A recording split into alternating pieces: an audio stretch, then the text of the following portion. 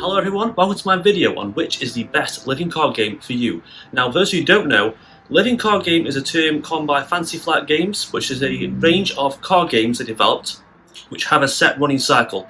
There's no randomness, no booster packs, no rarity, no real value increases. You get set releases, deluxe sets, large expansions and small sets, released in order, and all the cards you need are in the set. You want a specific card or a character or a certain expansion, all the cards you want will be in that set. It's a way that a game can have constant releases, and players can enjoy this game, have the same level of cards to play with. Of course, there are rare art versions of cards, promotional copies of certain things, but all the value, all the cards themselves, all do the same things. Now, there are many living card games for Fantasy Flight Games. There's Call of Cthulhu, Game of Thrones, Star Wars ones, so many more. The most popular ones, popular three, at the top of all the charts are Lord of the Rings, Marvel Champions, and Arkham Horror, the card game. Each of these games is different but have some similarities, and I see a lot of people asking which one is best for them. They're new into games, or they want to play a card game, or they like the idea of certain ones, and they want to know which is the best game for them. And it can be quite hard because they are quite similar. They share certain things like deck building options and counter decks, stories to go through, test instructions, certain keywords, exhausting cards to do certain things, some have resources and so forth. So there are a lot of things that are quite similar in these games. And in this video I'm going to help you decide which living card game is best for you. Let's start off with the first card game, Lord of the Rings, which was released before Arkham Horror and Marvel Champions. In Lord of the Rings, you take on the role of one of the famous heroes of Middle-earth, embarking on quests and journeys throughout the landscapes and environments crafted by J.R.R. Tolkien. The game is set during a short time span, just after Bilbo's 111th birthday and just before Frodo left the Shire. So the game does relate closely to the Lord of the Rings story, the Rings of Power and Sauron, Gondor, Rohan, all those locations, the Shire and Bree. But at the same time, you aren't directly involved in the events of the story. You go around events around the story, different locations like Numenor, the Grey Havens, heroes that you don't hear much about, different owls, different soldiers, different people from different races. Makes the game quite fun because you aren't just directly doing the things from Lord of the Rings. That being said though, you can purchase the Saga expansion set and play through all the events of Lord of the Rings. You can even play it one big long campaign and it's really cool to go through all the locations, starting from the Shire, go to Bree, go to the Mirkwood Forest, go to the caves, go to Rohan and Gondor and fight the Mountain of Fire, and it's really fun. After players make their decks, set up the quest instructions and encounter deck, the game is played over 7 phases: the resource, planning, quest, travel, encounter, combat, and refresh phase. Players will collect resources to pay for cards like warriors, allies, or attachments like weapons and shields, or other event cards with certain effects like damaging the enemies or boosting your characters up. Then they'll embark on a quest, which they'll exhaust the characters using their willpower stat to commit a value towards the quest value. Draw a card from the encounter deck, which includes all manner of nasty things, such as treacherous events or strange orcs and goblins you have to fight, even such as like mini-bosses and strange creatures. What's really cool here is you'll see creatures and monsters from the Lord of the Rings universe that you don't actually see much in the books and the novels, so it's really good to see Fantasy Flight here get really creative and see all the strange creatures, like the dragons and orcs and goblins, and all the variants of these monsters that you can find. Then you'll have the chance to travel to a location, which will help reduce the quest for certain effects. Then you'll have combat where you'll fight off against the enemies. And what's great here is you'll use the balance of questing and combat to sort of balance out how much you want to devote to the quest, but at the same time what you want to devote to combat. The game is quite hard, it's more of a puzzle game, and each scenario acts as a new puzzle, a new way of working out the mechanics of the quest and the act card. Some may require just a quest to quite high, some require you to wait to the right moment, some require to kill an enemy first, or kill some of the enemies, and some may have you go into certain locations where you can complete the quest. The game is rich in theme and has good artwork. The mechanics aren't too complicated. It can be quite tough though and quite challenging. On to the next game in the release list. It is Arkham Horror, the card game. This is a game set in the 1920s, 1930s Lovecraftian world of Arkham and its surroundings. You take on the role of an investigator, embarking on mysteries and horrors as you uncover cultists and rituals and plans to unleash monsters and dark gods from the cosmos onto our reality. After you build your unique deck, you'll choose a campaign or a scenario and embark on a heavily story-driven and narrative quest You'll use cards as locations to travel around. You'll be uncovering clues, trying to work out riddles and puzzles, fighting off monsters and having treacherous events and skill tests. All in all, trying to stop cultists and rituals, and basically a big bad ancient one from destroying the world.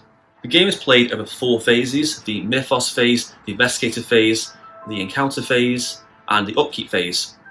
The Mythos phase is where you'll add doom to the agenda card, which can act as a ticking time bomb like a clock on the quest. You'll also draw cards in the encounter deck, much like in Lord of the Rings, which will have all sorts of horrors of nasty enemies and treacherous effects and skill tests and things that can damage your character's health and sanity. The Investigator phase, where the bulk of the action takes place, you'll use resources gained here to play for cards. You'll equip weapons and armour, have allies to help you out as you move across the board, using skill tests and drawing tokens from the Chaos Bag to perform these skill tests. And if you succeed, you'll gain clues. You'll fight off monsters, you'll evade monsters, you'll play cards, you'll take actions on cards themselves. The enemy phase, where enemies will ready around, so can move around and chase you, and they'll fight you. Enemies in the game can be quite tough, so knowing when to fight or flee is a really crucial element of the game. And lastly, the Upkeep phase, where you refresh all your cards, you'll gain a resource and draw cards. You can even draw weakness cards that will hinder you and slow you down. Arkham Horror is rich in theme and narrative. The story and the choices you make will have impacts on later choices in the campaign. Some campaigns can go on for quite long, you have multiple endings, different outcomes and the choices you've made throughout the game, and even just something simple as deciding whether to kill a monster or go to a certain location can have drastic effects later on in the game. And lastly, Marvel Champions, the card game. Each player takes on the role of a Marvel hero, building their deck of unique cards based on 4 aspects such as justice, leadership, protection and aggression. Then they'll embark on missions against certain villains in the Marvel Universe. The game is quite fast paced, setup time is quite quick, it's easy to learn but can be quite challenging. You'll basically choose a villain, choose difficulty, add the modular sets to the encounter deck, and then you're ready to go. The object of the game is simple, just to beat the villain down to 0 hit points. At the same time, watch out for their scheme getting too high. You have to thwart the scheme. The game is full of all the Marvel characters, locations and events and items that everyone knows and loves from the comics. The artwork is great. It's quite simple to play. There's only 2 phases, the player phase and the villain phase. The player phase, you just simply use cards to pay for cards, which is a really great mechanic because you've got to be careful what you pick and choose, what to play. You'll play allies, attachments, event cards, anything you can do to hinder the villain and slow them down and defeat them. You'll attack the villain, and then you'll ready up, draw some new cards. Then it goes to the villain phase. The villain will attack you. If you're in hero form, you defend the damage. If you hit 0 hit points, you lose. If you're in alter ego form, the villain won't attack you, but they will thwart and put a little threat on the main scheme. If it gets too high, you can lose. Then you draw a card from the encounter deck, which will include all sorts of nasty enemies and effects. It may make the villain attack you again. It might put a big minion into play with you. It might put a side scheme into play, a small side scheme that will help hinder you and slow you down. The game is quite fast paced. Matches can take from 20 to 30 minutes depending on how many players there are. The game has a very arcade sort of boss battle style feel. You can just take a hero, take a deck, jump in and fight and jump back out again. It doesn't have the same narrative as Arkham Horror and it's not as complicated as Lord of the Rings, but it is quite hard. Even on standard difficulty, the game can be quite brutal and very unforgiving. Let's discuss the pros and cons of each game, starting with Lord of the Rings. So the positive things with Lord of the Rings are, first of all, the theme and the artwork. I mean, fans of J.R.R. Tolkien's work and Lord of the Rings and The Hobbit will absolutely love this game. They'll love seeing all the locations and characters and enemies brought to life with this phenomenal artwork. All locations, the creatures like the Balrog and Isengard, it all feels so immersive and you just feels alive, and all the artwork is so great. When you travel to the location, it feels like you're just there. When you're fighting orcs in the mine, it feels tense, it feels like you're in Lord of the Rings itself. Even though Lord of the Rings has some new characters and characters I didn't know really existed, the familiarity of using people like Aragorn or Galadriel in certain events. I mean, having a deck with Gandalf and Elrond and Galadriel just feels so unique and it just feels so cool. And it just really rewards the fans of the franchise. And if you aren't a Lord of the Rings fan, you will enjoy this game, but I'm just saying that if you love the franchise and love the lore, you love this game will open up to you so much more and you'll be so excited to see these locations, these settings that aren't discussed much in the stories. And each scenario feels like a unique puzzle that you must figure out. And although it can be quite frustrating when you first play a scenario because it can be quite tricky, it can be very hard, much like all these games on this list, It feels so rewarding to play it again with a new deck, to go back with a finely tuned deck and just take them down again and just be like, right, I know what I'm doing this time. Or make a deck that's focused more on combat, or a deck that's focused more on getting out many allies at once. This is why the game has a good replay value, because the quests can be quite short, probably about half an hour long, depending on how many players there are. But it has a great feeling of taking a really good deck you've made and going against these tough scenarios, or fighting bosses, or say you went through the Saga expansion and fought like the Balrog, or you wanted to fight, I don't know, one of the Fell Riders, one of the Nazgul, or do certain events. And it's actually quite funny to play through certain things. I mean, especially the Saga expansion. You want to play through the Battle of Pelennor Fields using Gandalf and Aragorn, and you can do that. It's just fun. It's also quite thematic, making the decks too, making like a Hobbit deck, which are quite weak but quite sneaky. You can have like a Gondor deck with powerful soldiers that are focused heavily on fighting but can't quest too well. The elves are great, they're very strong, very good at taking enemies with their ranged abilities. The downsides of Lord of the Rings, though, are a few. I mean, the very first big one is it is a big money sink. This game has so many expansions and so many packs out for it at once. There's just so much content to just invest in. And if I'm going to be honest, the core set isn't worth that much in value. I mean, you get 3 scenarios, one of which is infamously broken and very hard to play, especially solo. It is a brutal scenario. You don't get that many heroes, that many cards. Deck building is quite limited. And it might be a bit underwhelming off-putting when you first get this game to think like, is this it? You play for a few matches and you think, oh, I've done everything I can see now. But it does require an investment. Once you get through some expansions and you get more cards and more heroes and more locations and scenarios to play through, then the game becomes more fun. That's the problem though, it requires a lot of investment, it requires a lot of time. And not only that, but a lot of expansions go in and out of print quite fast, so you'll be frustrated and trying to find these expansions and you can't get them anywhere. And it becomes very, very difficult to actually enjoy the game because you want to play more of the game but you can't find the game. Another downside is the game can be very, very tough. If your deck building options are quite limited, the game is brutal and it will feel like it's really hard to beat any scenario. I mean, the core set alone is difficult. It is very, very challenging. The first scenario will feel like it's quite nice. You think like this game's pretty fun, it's pretty okay. The second one is a real test and it will really be quite frustrating depending on how unlucky you are. And the third scenario is just completely ridiculously hard, especially in solo, like I said before. So the game does have a very steep difficulty curve. Also, it's one of those games that people always say to me, oh, just buy 2 core sets. Get 2 core sets, you'll get twice the good cards. I don't want to buy 2 core sets. I mean, yeah, I like having a few extra cards, but I don't want to pay money to have a box of cards I'm not going to use just sitting there so I can take out just a handful of cards. I don't want to do that. And that's the problem with Lord of the Rings as well. The cards are quite limited in the core set and some expansions. You need to buy some expansions to get better cards, get better decks. I mean, I really love playing for the Saga expansion. It's been great playing for the events of Lord of the Rings. I love doing it, but it cost me a lot of money and time and effort to get those expansions. I mean, for a long time I didn't have the Treason of Saruman and Road Darkens. I couldn't get them in the UK, and so I hit a brick wall and couldn't play much further, and it became quite frustrating.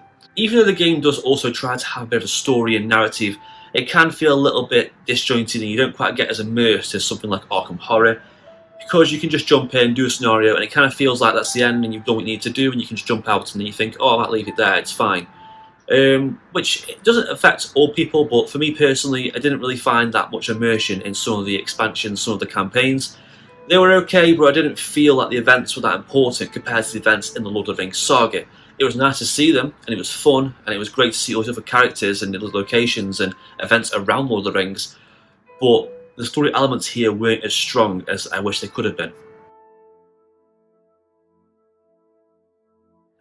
On to Arkham Horror, the card game now. The biggest thing for me of Arkham Horror is the story elements and the narrative and the RPG-like elements of the character deck building.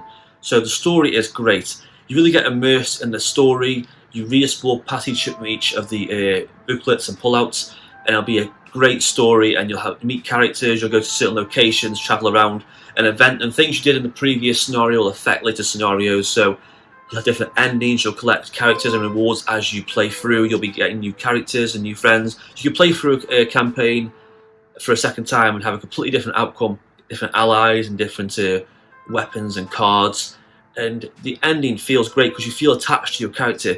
Because of the XP system, when you complete a scenario, you get XP depending on how well you did. Use that XP to purchase better cards for your deck. So the more you go through, the better cards you'll have.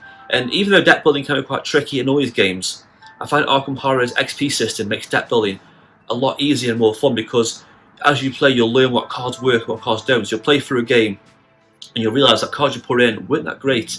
You just take them out and put in a better card. If you think, oh, I wasn't handling enemies very well, put in a weapon. If you think I couldn't really handle getting clues, change your cards around a little bit. Put in cards to get clues faster. So using that system of, you get sort of attached to the character and how they grow and how they develop. And also the campaigns are all great. They're all set against a certain ancient one like Cthulhu, Yog-Sothoth and Azathoth, going across different locations. I mean, the Forgotten Age will have you going for like a jungle setting, like Indiana Jones style, to fight Yig, the father of serpents, which I think is so cool. The Circle Undone has you uncovering witches in a secret coven and society, trying to bring forth Azathoth, the father of all the ancient ones. These ancient ones and these creatures and this mythology there is so rich in the horror setting. It's so unique. And it opens up this world of H.P. Lovecraft to me. I mean, I was already a fan of H.P. Lovecraft, but playing this game made me a fan even more, because I really enjoyed the mythology behind these ancient ones, this universe, this mythos of creatures and deities that he created. Mechanically, it's very sound. The gameplay is not too hard to learn. Once you get the hang of it, it's really fun, because you won't do the same thing every game. Some games you have you traveling around locations further. Some games will be focused more on combat. Some games will be focused more on getting clues.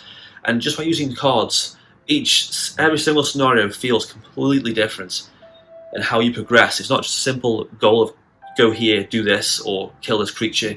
Everything just feels unique. It feels so well crafted. You can tell the effort put into this game.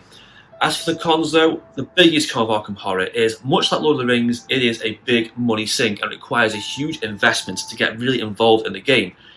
Like Lord of the Rings, the core set is underwhelming. There are only 3 scenarios and only 5 characters and a limited pool of cards.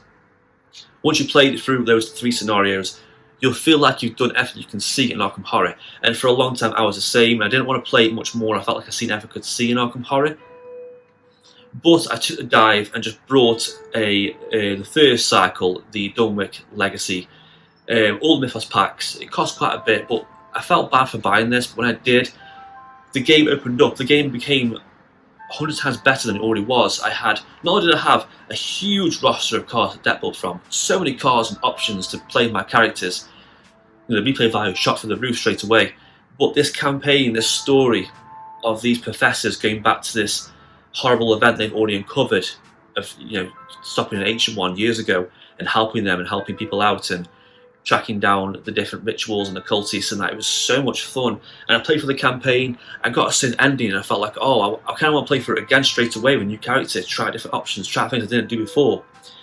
So the problem that was, it cost quite a bit of money, and much like Lord of the Rings, sometimes packs and sets can feel hard to find. I mean, each expansion is a deluxe expansion with 6 individual small packs of cards. If just one of those packs isn't available for you, the story will just feel disjointed. You don't want to play much because you can't complete the story. And you can play it standalone, but it's not quite the same as playing as a campaign. So one of the biggest cons with Arkham Horror is the money sink aspect, and it requires players to be sort of invested in the campaign. If you've got people who just want to talk and have a little social game, Arkham Horror isn't really the game for you, because it's a game that requires you to be really immersed and cooperative and get involved in the story, and the choices you make are all important. You've got to make sure you know what you're doing and make certain choices in the campaign to further your goals. Marvel Champions, the best thing here is a sort of arcade drop in and out gameplay. Deck building is quite simple. It's not that hard to do deck building because you already get 15 signature cards for your hero. Not only is this a good chunk of your deck already pre-built, but it gives you a basis to build the rest of your cards on. You choose an aspect and then add cards, and you use your hero's abilities and their cards to sort of synergize and know what to build. So it's probably really simple. The artwork is great. It's all springs to life straight from the comic books, seeing all these familiar characters and locations and events.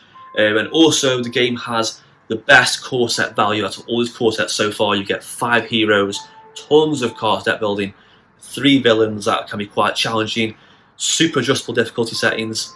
The game is easy to learn, difficult to master. It's the easiest one of the 3 to learn, but by no means is it an easy game. It is a very, very hard game at times. but it makes it more rewarding. Just getting that right hero and beating that villain at a certain setting can be so satisfying. And it's quite fun too to craft a really good hero and go on a sort of mission, a sort of gauntlet of boss battles against certain enemies to try and win. As for the cons of Marvel Champions, it has no real story and narrative. They try to do a campaign with certain expansions, but there's not much there apart from a few comic book strips and a bit of text here and there. So there is no immersion level, there's no story, and some people can play a game and feel a bit empty after they finish. They just play a game, win the match if they do, and then they just feel a bit lost, a bit like, oh, that was fun, but I kind of don't want to play that much more. And I understand where they're coming from. For me personally, I quite enjoy that, but I understand where they're coming from with Marvel Champions. It does feel a bit sort of drop in and out, but it depends on what kind of playstyle you wish to experience. And although the core set is great value, it's not a money sink, but there's so many heroes for this game now, it's getting ridiculous. There's that many heroes and expansions out, constantly being released. Every few weeks there's something new being released for this game, and your expansion it's overflowing. It's just taking up so much room on my shelf. I can't keep having the expansions, but at the same time I can't stop buying them because I just love it. Every time something comes out that's new, it's like it's a new Marvel hero. I'm like, oh, I've got to have that. You know, I remember excited when I saw Ant-Man and Wasp come out, so that's strange. Oh my god, new cars, new hero, how are they going to play? Because it all plays so differently. But at the same time, you're going to be stuck in this rut of constantly buying release after release after release of this game. So to summarise, they all have their own strengths and they're all really good. And it depends on what kind of game you want. If you're a huge die-hard Tolkien Lord of the Rings fan, Lord of the Rings is going to be a great game for you. If you aren't a fan of Lord of the Rings, or you actually don't like Lord of the Rings, then you will not like the game that much, I don't think. Arkham Horror is fantastic, but you have to be immersed in the story and want a real horror fantasy campaign. Marvel Champions is very sort of drop in and out and arcade feeling, but it's more accessible to new players. If I was going to pick sort of just two, I'd say I'd pick Marvel Champions and Arkham Horror. Lord of the Rings is great, but it kind of feel a little bit like it's in between the two. It doesn't quite have the same story elements of Arkham Horror, but at the same time it's not as quite fun and accessible as Marvel Champions. It's a great game, don't get me wrong, but it requires a large money investment and the packs can be quite hard to find. And unless you have a large collection already built up, the game doesn't feel that great. With Marvel Champions and Arkham Horror though, to pick one depends on what you want to play. I mean, personally, Arkham Horror is probably the better game. The story elements are great, the way it uses cards for locations, apt agendas, the mechanics and how they've worked each scenario to feel unique and different. It's just so good. They've done a really good job of Arkham Horror and it is the best game. But for me, my personal favourite is Marvel Champions. Purely because sometimes I haven't got time to play a 2-3 hour long campaign and play for a big long story. Sometimes I've only got half an hour or so just to jump in and play a quick match or make a deck quick and just have a little go of a game. And that's what I like Marvel Champions for. For me, it's my kind of style of gameplay. I like playing games like that.